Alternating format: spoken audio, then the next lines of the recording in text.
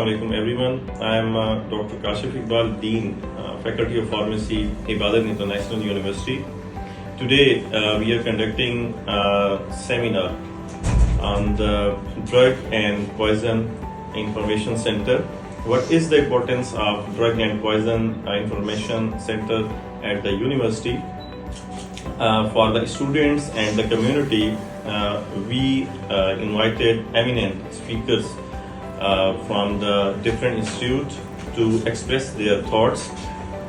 And for this purpose, we also group our students and the faculty members to share their thoughts. Drug and Poison Information Center that have very importance in the university and also in the community as well, due to the drug-drug interaction, its toxicology, pharmacology, due to research importance, and the most important, that is the counseling of the patients, the information about the drug and the poison to the community, to the students.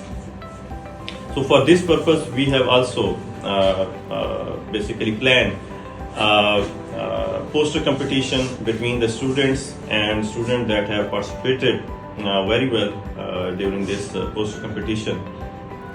And this will also enhance the capability grooming of the students at the university level.